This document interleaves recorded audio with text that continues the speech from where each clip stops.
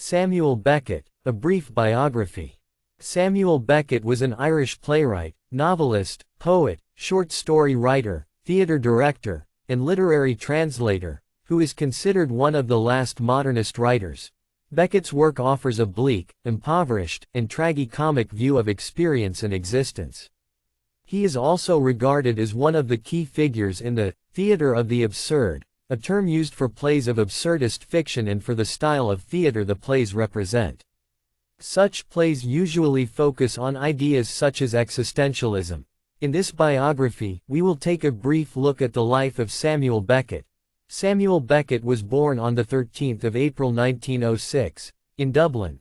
His father, William Frank Beckett, was a quantity surveyor, and his mother, Maria Jones Rowe, was a nurse. In 1911, Beckett, aged 5, began attending a local play school in Dublin, where he started to learn music. Later on, he moved to Earl's Fort House School, in Dublin. In 1919, Beckett, aged 13, enrolled at Portora Royal School in Enniskillen, which Irish playwright and poet Oscar Wilde had also attended. Beckett left the school in 1923 and enrolled at Trinity College in Dublin. It was here that he began to study modern literature, Italian, and French. At college, Beckett excelled at cricket, playing for Dublin University and even a couple of first-class games. In 1927, Beckett, aged 21, graduated with a BA from Trinity College and began teaching at Campbell College in Belfast. Samuel Beckett stayed at Campbell for only a brief period of time. In 1928, he moved to Paris in order to teach English at the École Normale Supérieure, which is one of the most prestigious and selective grade schools in Paris. While teaching at the school, Beckett was introduced to fellow Irish writer James Joyce, who had gained some recognition and fame as an avant-garde writer by then. The meeting with Joyce made a great and profound impact on Beckett. He began to assist Joyce in the research and typing of Finnegan's Wake, as by then Joyce's failing eyesight made it difficult for him to do those things on his own. In 1929, Beckett's first work, a critical essay titled Dante, Bruno, Vico, Joyce was published. The essay defended Joyce's work, which was accused of being dim, obscure, and even gibberish. Samuel Beckett remained a great admirer of Joyce's work, but relations between the two soured when Beckett rejected the advances of Joyce's daughter Lucia, due to her progressing schizophrenia. During this period, Beckett's first short story Assumption was published in the experimental literary journal called Transition. Beckett also wrote a poem called Horoscope, for which he won a minor literary prize the following year. The poem draws on a biography of René Descartes that Beckett was reading at the time. In 1930, Beckett's essay Proust was published. The essay was a critical study of the French author Marcel Proust. In 1930, Samuel Beckett left Paris for Dublin and returned to Trinity College as a lecturer. The same year, Beckett presented a paper, a literary parody, to the Modern Languages Society of Trinity. The paper was based on the Toulouse poet Jean Duchaz, founder of a movement called Leconcentrism.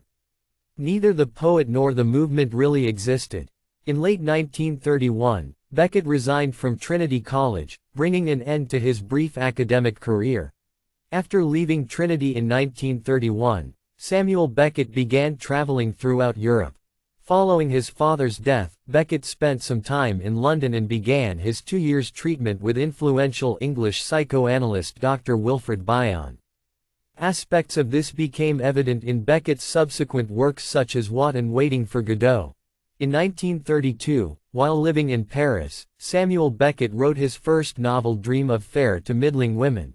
The autobiographical novel was rejected many times by multiple publishers until Beckett finally decided to abandon it. The novel rejects realism in the characters, even going as far as to criticize realist writers such as Jane Austen and Honoré de Balzac for the rigidity of their characters. Even though the novel was not published in his lifetime, it served as a source of inspiration for many of Beckett's early poems as well as for his 1934 short story collection More Pricks Than Kicks. The novel in its entirety was finally published in 1992, 3 years after Beckett's death. In his early years, Samuel Beckett published many essays and reviews of poems by fellow Irish writers and poets such as Thomas McGreevy, Blanade Salkeld, Denis Devlin, and Brian Coffey. Beckett's early works were strongly influenced by James Joyce. In 1934, his first full-length book More Pricks Than Kicks was published by Chatto and Windus. The book is a collection of short stories, which also contains several extracts from his unpublished novel Dream of Fair to Middling Women. The stories trace the life of Balakwa Shua, the book's main character, from his student days up until his accidental death. In 1935, Beckett published a book of poetry titled Echoes, Bones and Other Precipitates. Samuel Beckett began working on his novel Murphy in 1935. By 1936, the book was completed and he left to travel around Germany. While he traveled, Beckett maintained several notebooks with lists of noteworthy artworks he saw across Germany. In these notebooks, he also wrote down his distaste for Nazi brutality and savagery. After the trip, Beckett briefly returned to Ireland in 1937 and oversaw the publication of Murphy.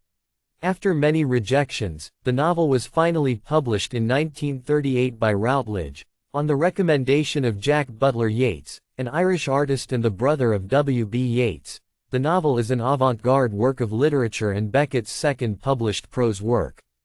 It explores the themes of insanity and chess, which would be recurrent themes in Beckett's subsequent works. The following year, Beckett himself translated the book into French. After having a fallout with his mother, Samuel Beckett decided to permanently settle down in Paris. In Paris, Beckett soon became well-known in and around left-bank cafes, where he associated with other writers and artists such as James Joyce, Alberto Giacometti, and Marcel Duchamp, with whom he regularly played chess. Around this time, Beckett had an affair with Peggy Guggenheim, an American art collector and socialite. In January 1938, Beckett was nearly stabbed to death when he refused the solicitations of a notorious pimp known as Prudent. The stabbing attracted a lot of publicity and also caught the attention of Suzanne Decaveau-Dumenil, who would become Beckett's lover and lifelong companion. Beckett eventually dropped the charges against his attacker, mostly in order to avoid further formalities. After the outbreak of the Second World War in 1939, Samuel Beckett stayed back in Paris, saying that he preferred France at war to Ireland at peace. When German forces occupied France in 1940, Beckett joined the French resistance and worked as a courier, escaping the Gestapo on several occasions. In 1942, Beckett's unit was betrayed, and he and Suzanne were forced to flee to the south on foot. They eventually found safety in the village of Roussillon, a commune in the Vaucluse department of the Provence-Alpes-Côte d'Azur region in southeastern France. During his 2-year stay in Roussillon, Beckett continued to assist the resistance by storing armaments in his backyard. He also indirectly helped the Marquis, the rural guerrilla bands of French resistance fighters, sabotage the German army in the Vaucluse mountains. During this time, he also began working on the novel What, which was completed in 1945. For his wartime efforts, Beckett was awarded the Croix de Guerre, a French military decoration, and the Médaille de la Résistance, the Resistance Medal, by the French government. In 1945, Samuel Beckett went to Dublin on a brief visit. One day, while in his mother's room, Beckett had a revelation that would change his literary direction for the rest of his career. Prior to the revelation, Beckett felt that he would always remain in the shadow of Joyce. But the revelation made him realize that the only way he could have a literary identity of his own was by doing the exact opposite of what Joyce was doing. Beckett saw that Joyce had gone as far as one could in the direction of knowing more, being in control of one's material, and adding to it. And he realized that his own way was in impoverishment, lack of knowledge, and subtracting rather than adding. This was a pivotal moment in Beckett's literary career. He would later fictionalize this experience in his 1958 play Krapp's Last Tape. Since this revelation, Beckett's subsequent works were primarily focused on poverty, loss, exile, and failure. In 1946, Samuel Beckett began working on his fourth novel Mercier and Camille, which would not be published until 1970. The novel features two characters, Mercier and Camille, who repeatedly attempt to leave a city, only to abandon their journey and return. The book was Beckett's first long work in French, the language which he would use for most of his subsequent works as it allowed him to write without style. In the following years, Beckett produced the works he is best remembered for today. He wrote 4 major full-length stage plays, which were Waiting for Godot, published in 1952 and premiered in 1953, Endgame, published and premiered in 1957, Kraft's Last Tape, premiered in 1958, and Happy Days, premiered in 1961. These plays contributed greatly to the so-called theater of the absurd, due to their existentialist and absurdist themes. They mostly deal with the subjects of hopelessness and despair, and the will to survive in spite of it. Out of these 4 plays, Waiting for Godot was his most successful and popular one, becoming the most famous work of his literary career. The play is a tragicomedy in 2 acts, in which the 2 characters, Vladimir and Estragon, engage in discussions while waiting for Godot, who never arrives. The play was first written in French and then translated into English by Beckett himself. In a poll conducted by the British Royal National Theatre in 1998, the play was voted as the most significant English-language play of the 20th century. Soon after the end of the war, Samuel Beckett produced 3 of his most important and famous novels, known as the Beckett Trilogy. All 3 books were first written in French and then later on translated into English. The novels are thematically related and are considered dark existentialist comedies dealing with the subject of death.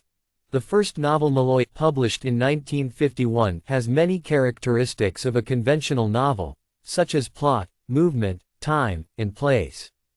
But in the second and third novels, the prose becomes increasingly sparse, bare, and stripped down. In Malone Dies, published in 1951, Beckett largely dispenses with plot and movement but retains some indication of place and time. The major action of the book is conveyed through interior monologue. In The Unnamable, published in 1953, Beckett almost completely dispenses with any sense of movement, plot, time, and place. The essential theme seems to be the conflict between the voice's desire and drive to continue speaking so as to continue existing, and its desire and urge to be silent. Though the 3 novels are considered essentially pessimistic in nature, the will to live in spite of despair seems to stand out in all 3 works. Throughout the 1960s and 1970s, Beckett's work became increasingly sparse, bare, and compact, which led to his works being described as minimalist in nature. The characters in his plays were brought down to only the absolutely essential elements required to carry the play forward or to convey the message. Beckett's 1962 play titled Play is a 1-act play consisting of 3 characters immersed up to their necks in large funeral urns. And his 1972 play Not I consists solely of a moving mouth with the rest of the stage in total darkness. During this period, his works often explored the subject of memory, mostly in the form of a recollection of haunting past events. In 1982, Samuel Beckett wrote his most political play titled Catastrophe. It is one of his very few plays that deal with a political theme, and it was dedicated to the Czech reformer and playwright Václav Havel, who was in prison then. The play deals with the idea of dictatorship. Even though Beckett was more prolific with his plays than his prose during these years, he wrote the novella Company, which was published in 1979. The novella was followed up by 2 other novellas, Il Seen Il Said, published in 1982, and Worstward Hope, published in 1983. The 3 novellas were later compiled into a single volume titled Know How On, which was published in 1989. In his later works, Beckett deals with the subject of aloneness and the desire to successfully connect with other human beings. In his later years, Samuel Beckett became more and more famous for his literary works. The success of his plays resulted in him receiving many invitations to attend rehearsals and productions around the world. These invitations opened up a new career for him as a theater director. Beckett also began getting offers for writing plays for radio, television, and cinema.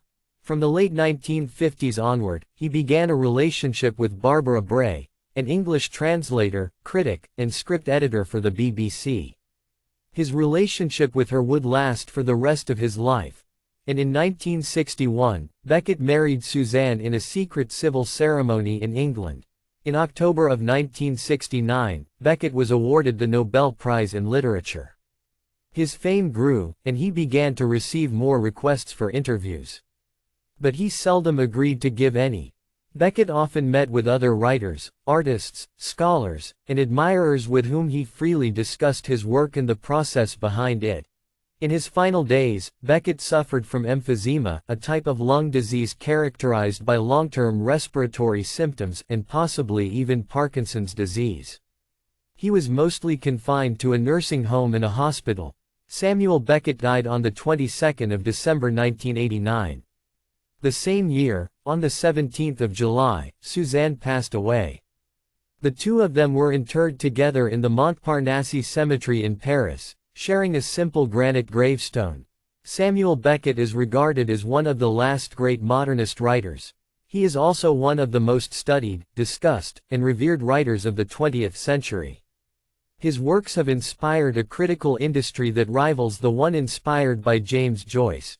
Beckett's work opened up the possibility of fiction and theater being able to dispense with components like plot, characterization, time, place, etc., to only focus on essential elements of the human condition. His work is a direct sustained attack on the realist tradition, for which he has also been criticized by many critics. Other great writers such as Tom Stoppard, Václav Havel, Harold Pinter, Aidan Higgins, J.M. Coetzee, and Richard Kalloch have been influenced by Beckett's work. Since his death, Beckett has been regarded as a national icon in Ireland, and is one of the most important writers of the 20th century.